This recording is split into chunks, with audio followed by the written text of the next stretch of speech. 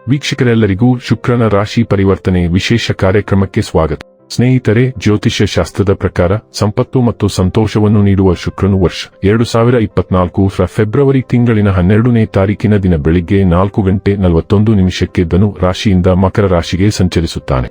ಸೂರ್ಯ, ಮಂಗಳ ಮತ್ತು ಬುಧ ಈಗಾಗಲೇ ಈ ರಾಶಿಯಲ್ಲಿ ಚಲಿಸುತ್ತಿದ್ದಾರೆ. 4 ಪ್ರಮುಖ ಗ್ರಹಗಳ ಸಂಯೋಗವು ಮಕರ ರಾಶಿಯಲ್ಲಿ ಅನೇಕ ಶುಭ ಯೋಗಗಳನ್ನು ಸೃಷ್ಟಿಸುತ್ತದೆ. ಬುಧ ಮತ್ತು ಶುಕ್ರ ಒಟ್ಟಾಗಿ ಲಕ್ಷ್ಮೀ ನಾರಾಯಣ ಯೋಗವನ್ನು ರೂಪಿಸುತ್ತದೆ. ಇದು ಫೆಬ್ರವರಿ 12ರಿಂದ ಕೆಲವು ರಾಶಿ ಚಿಹ್ನೆಗಳಿಗೆ ಉತ್ತಮ ದಿನಗಳ ಆರಂಭವನ್ನು ಸೂಚಿಸುತ್ತದೆ. ಇವರು ಜೀವನದ ಎಲ್ಲಾ ದುಃಖಗಳಿಂದ ಮುಕ್ತಿ ಪಡೆಯುತ್ತಾರೆ. ಸೌಂದರ್ಯ, ಸಂಬಂಧಗಳು, ಪ್ರೀತಿ, ಇಂದ್ರಿಯತೆ, ಮದುವೆ ಮತ್ತು ಪಾಲುದಾರಿಕೆಯನ್ನು ಆಳುವ ಗ್ರಹ ಎಂದು ಕರೆಯಲ್ಪಡುವ ಶುಕ್ರವು ನಮ್ಮ ಜೀವನದ ವಿವಿಧ ಅಂಶಗಳಲ್ಲಿ ಪ್ರಮುಖ ಪಾತ್ರವನ್ನು ವಹಿಸುತ್ತದೆ. ಗ್ರಹವು ಮಕರ ಸಂಕ್ರಾಂತಿಯ ಜವಾಬ್ದಾರಿಯುತ ಮತ್ತು ಶಿಸ್ತಿನ ಚಿಹ್ನೆಯಾಗಿ ಪರಿವರ್ತನೆಗೊಳ್ಳುತ್ತಿದ್ದಂತೆ ಶನಿಯೊಂದಿಗಿನ ಸಾಮರಸ್ಯದ ಪರಸ್ಪರ ಕ್ರಿಯೆಯು ಆರ್ಥಿಕ ಲಾಭಗಳು ಮತ್ತು ಪ್ರಣಯ ಯಶಸ್ಸನ್ನು ಮುನ್ಸೂಚಿಸುತ್ತದೆ. ವೈದಿಕ ಜ್ಯೋತಿಷ್ಯದ ಪ್ರಕಾರ ಶುಕ್ರವು ಸೃಜನಶೀಲತೆ, ಮನರಂಜನೆ, ಮಕ್ಕಳು ಮತ್ತು ಮಕರ ರಾಶಿಯ 10ನೇ ಮನೆ, ಖ್ಯಾತಿ, ವೃತ್ತಿ, ಬೆಳವಣಿಗೆ, ಕೆಲಸ, ಮುಂಭಾಗ ಮತ್ತು ಸ್ಥಾನಮಾನವನ್ನು ಆಳುವ 5ನೇ ಮನೆಯ ಸಂಕೇತವಾಗಿದೆ. ಮಕರ ಸಂಕ್ರಾಂತಿಯಲ್ಲಿ ಶುಕ್ರನ ಸಂಚಾರವು ಪ್ರೀತಿ ಮತ್ತು ಸಂಬಂಧಕ್ಕೆ ನಂಬಲಾಗದ ಸಮಯವಾಗಿರುತ್ತದೆ, ಏಕೆಂದರೆ ನಿಮ್ಮ ವೈವಾಹಿಕ ಜೀವನದಲ್ಲಿ ವಿಳಂಬ ಸಮಸ್ಯೆಗಳು ಪರಿಹರಿಸಲ್ಪಡುತ್ತವೆ. ಸಂಬಂಧಗಳಲ್ಲಿ ವೃತ್ತಿ ಮತ್ತು ಸಾಮಾಜಿಕ ಸ್ಥಾನಮಾನದ ಮೇಲೆ ಹೆಚ್ಚಿನ ಗಮನವನ್ನು ಹೊಂದಿರಬಹುದು. ಹಂಚಿಕೆಯ ಗುರಿಗಳ ಕಡೆಗೆ ಕೆಲಸ ಮಾಡುವ ಮತ್ತು ಸ್ಥಿರ ಭವಿಷ್ಯವನ್ನು ನಿರ್ಮಿಸುವ ವ್ಯಕ್ತಿಗಳು ಹೆಚ್ಚು ಮಹತ್ವಾಕಾಂಕ್ಷೆ ಇರಬಹುದು. ಶುಕ್ರನು ಉಳಿತಾಯ, ಹೂಡಿಕೆ ಮತ್ತು ಭವಿಷ್ಯಕ್ಕಾಗಿ ಯೋಜಿಸಲು ಹೆಚ್ಚು ಒಲವು ತೋರಬಹುದು. ಮಕರ ಸಂಕ್ರಾಂತಿ ಸಾಮಾನ್ಯವಾಗಿ ಪ್ರಾಯೋಗಿಕತೆಯೊಂದಿಗೆ ಸಂಬಂಧ ಹೊಂದಿದ್ದರೂ ಶುಕ್ರವು ಸೌಂದರ್ಯಕ್ಕಾಗಿ ಮೆಚ್ಚುಗೆಯನ್ನು ತರುತ್ತದೆ. ಈ ಸಾಗಣೆಯ ಸಮಯದಲ್ಲಿ ಜನರು ಉತ್ತಮ ರಚನಾತ್ಮಕ ಮತ್ತು ಸಂಘಟಿತ ಪರಿಸರದಲ್ಲಿ ಸೌಂದರ್ಯವನ್ನು ಕಾಣಬಹುದು. ಗಂಭೀರ ಬದ್ಧತೆಗಳು ಮತ್ತು ದೀರ್ಘಾವಧಿಯ ಸಂಬಂಧಗಳಿಗೆ ಈ ಸಾಗಣೆಯು ಅನುಕೂಲಕರವಾಗಿರುತ್ತದೆ. ವ್ಯಕ್ತಿಗಳು ತಮ್ಮ ಪ್ರೀತಿಯ ಜೀವನದಲ್ಲಿ ಸ್ಥಿರತೆ ಮತ್ತು ಬದ್ಧತೆಯನ್ನು ಗೌರವಿಸುವ ಸಮಯ ಇದು. ಆದ್ದರಿಂದ ಉದ್ಯೋಗ, ಆಧ್ಯಾತ್ಮಿಕ ಪ್ರಗತಿ ಮತ್ತು ಉತ್ತಮ ಆದಾಯಕ್ಕೆ ಸಂಬಂಧಿಸಿದಂತೆ ಅನುಕೂಲಕರ ಫಲಿತಾಂಶ ಇರುತ್ತದೆ. ಶುಕ್ರ ಸಂಕ್ರಮಣವು ಉನ್ನತ ಜ್ಞಾನ, ಭಾವನಾತ್ಮಕ ಬುದ್ಧಿವಂತಿಕೆ ಮತ್ತು ಸಂಬಂಧಗಳಲ್ಲಿ ಯಶಸ್ಸಿಗೆ ಮೌಲ್ಯವನ್ನು ಪಡೆಯುವ ಅವಧಿಯಾಗಿರಬಹುದು ಮತ್ತು ಸಂತೋಷ ಮತ್ತು ಸಮೃದ್ಧಿಗಾಗಿ ಪ್ರಯತ್ನಗಳನ್ನು ಮಾಡಲಾಗುತ್ತದೆ. ಮಕರ ಸಂಕ್ರಾಂತಿಯಲ್ಲಿ ಶುಕ್ರ ಮತ್ತು ಮಂಗಳದ ಸಂಯೋಗವು ಜ್ಯೋತಿಷ್ಯ ಶಾಸ್ತ್ರದ ದೃಷ್ಟಿಯಿಂದ ಮಹತ್ವದ ಘಟನೆಯಾಗಿರಬಹುದು, ಏಕೆಂದರೆ ಶುಕ್ರ ಮತ್ತು ಮಂಗಳ ಎರಡೂ ಶಕ್ತಿಗಳು ಸಂಬಂಧಗಳು, ಸೃಜನಶೀಲತೆ ಮತ್ತು ವೈಯಕ್ತಿಕ ಚಾಲನೆಯ ಮೇಲೆ ಪ್ರಭಾವ ಬೀರುತ್ತವೆ. ಜ್ಯೋತಿಷ್ಯದಲ್ಲಿ ಶುಕ್ರ ಬಲವಾದ ಶುಕ್ರವು ಜೀವನದಲ್ಲಿ ಎಲ್ಲಾ ಅಗತ್ಯ ತೃಪ್ತಿ, ಉತ್ತಮ ಆರೋಗ್ಯ ಮತ್ತು ಬಲವಾದ ಮನಸ್ಸನ್ನು ಒದಗಿಸುತ್ತದೆ. ಬಲವಾದ ಶುಕ್ರವು ಸ್ಥಳೀಯರಿಗೆ ಸಂತೋಷ ಮತ್ತು ಸಂತೋಷವನ್ನು ಪಡೆಯುವಲ್ಲಿ ಹೆಚ್ಚಿನ ಯಶಸ್ಸಿನೊಂದಿಗೆ ಎಲ್ಲಾ ಸಕಾರಾತ್ಮಕ ಫಲಿತಾಂಶಗಳನ್ನು ಒದಗಿಸಬಹುದು. ತಮ್ಮ ಜಾತಕದಲ್ಲಿ ಶುಕ್ರನ ಬಲವನ್ನು ಹೊಂದಿರುವ ಸ್ಥಳೀಯರು ತಮ್ಮನ್ನು ತಾವು ಆರಾಮದಾಯಕವಾಗಿಸಬಹುದು ಮತ್ತು ಸಂತೋಷದಿಂದ ಬದುಕಬಹುದು. ಸ್ಥಳೀಯರು ಹಣ ಸಂಪಾದಿಸುವುದರಲ್ಲಿ ಮತ್ತು ತಮ್ಮ ಸೌಕರ್ಯಗಳನ್ನು ಹೆಚ್ಚಿಸುವಲ್ಲಿ ಅತ್ಯಂತ ಪ್ರವರ್ಧಮಾನಕ್ಕೆ ಬರಬಹುದು. ವೈದಿಕ ಜ್ಯೋತಿಷ್ಯದಲ್ಲಿ ಗುರುವಿನ ನಂತರ ಶುಕ್ರವನ್ನು 2ನೇ ಅತ್ಯಂತ ಮಂಗಳಕರ ಗ್ರಹವೆಂದು ಪರಿಗಣಿಸಲಾಗಿದೆ. ಈ ಗ್ರಹವು ವಿಶ್ವದಲ್ಲಿ ವಾಸಿಸುವ ಎಲ್ಲಾ ಜೀವಿಗಳಿಗೆ ಯಾವಾಗಲೂ ದಯೆ ತೋರುವುದು ಎಂದು ನಂಬಲಾಗಿದೆ. ನವಗ್ರಹಗಳಲ್ಲಿ ಒಂದಾದ ಶುಕ್ರನನ್ನು ಅದೃಷ್ಟದ ಗ್ರಹ ಕರೆಯಲಾಗುತ್ತದೆ. ಜನ್ಮ ಕುಂಡಲಿಯಲ್ಲಿನ ಪ್ರೇಮ ಸಂಬಂಧಗಳ ಲೆಕ್ಕಾಚಾರ ಮಾಡುವಾಗ ಈ ಗ್ರಹವನ್ನು ಪರಿಗಣನೆಗೆ ತೆಗೆದುಕೊಳ್ಳಲಾಗುವುದು. ಆದ್ದರಿಂದ ಶುಕ್ರ ಸಂಚಾರ ಜ್ಯೋತಿಷ್ಯದಲ್ಲಿ ಪ್ರಾಮುಖ್ಯತೆ ಪಡೆದಿದೆ. ಶುಕ್ರವು ಆನಂದ ಮತ್ತು ಸೌಂದರ್ಯದ ಆಕರ್ಷಣೀಯ ಗ್ರಹವಾಗಿದೆ.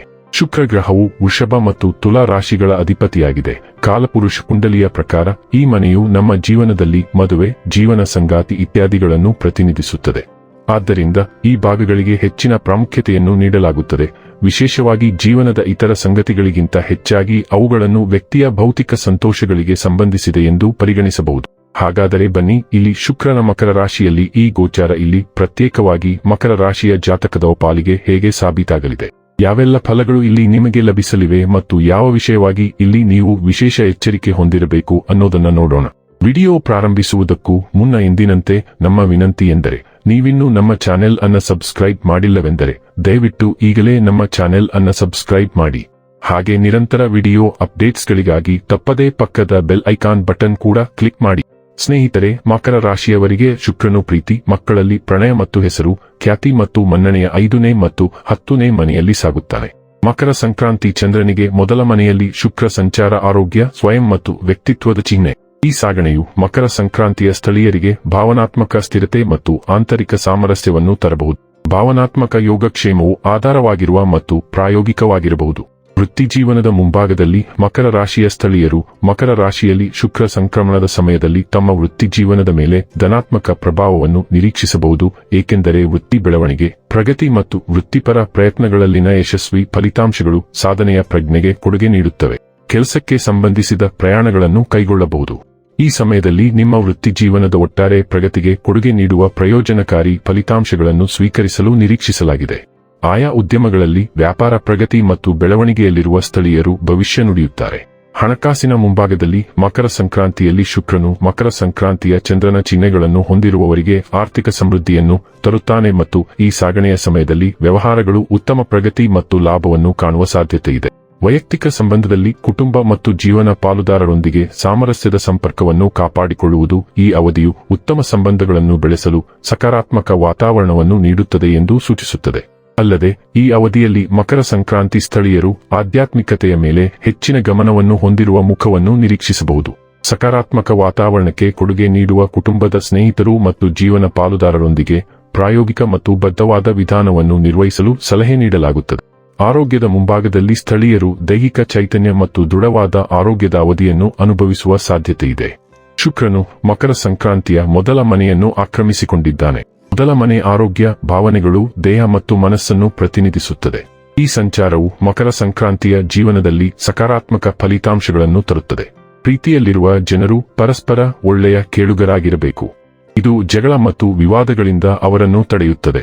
ಪಾಲುದಾರರು ಪರಸ್ಪರ ಗುಣಮಟ್ಟದ ಸಮಯವನ್ನು ಕಳೆಯುತ್ತಾರೆ. ಪಾಲುದಾರರು ಹಣಕಾಸಿನ ನಿರ್ಧಾರಗಳನ್ನು ತೆಗೆದುಕೊಳ್ಳುವಲ್ಲಿ ಪರಸ್ಪರ ಸಹಾಯ ಮಾಡುತ್ತಾರೆ.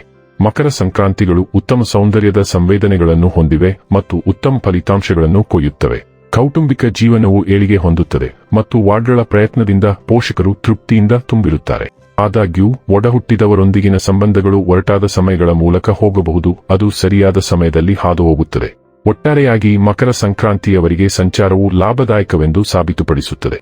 ಇನ್ನು ಕೊನೆಯದಾಗಿ ಈ ದಿನಗಳಂದು ಮಾಡಿಕೊಳ್ಳಬೇಕಾದ ಉಪಾಯಗಳ ಕುರಿತು ನೋಡುವುದಾದರೆ, ದೇವಸ್ಥಾನದಲ್ಲಿ 2 ಕೆಜಿ ಹಸುವಿನ ತುಪ್ಪವನ್ನು ದಾನ ಮಾಡಿ. ವೀಕ್ಷಕರೇ, ಇದಾಗಿತ್ತು ಮಕರ ರಾಶಿಯ ಜಾತಕದವರ ಶುಕ್ರನ ರಾಶಿ ಪರಿವರ್ನತೆಯ ಮಾಹಿತಿ ಇಷ್ಟವಾದರೆ ವಿಡಿಯೋವನ್ನು ಲೈಕ್ ಮತ್ತು ಶೇರ್ ಮಾಡಿ.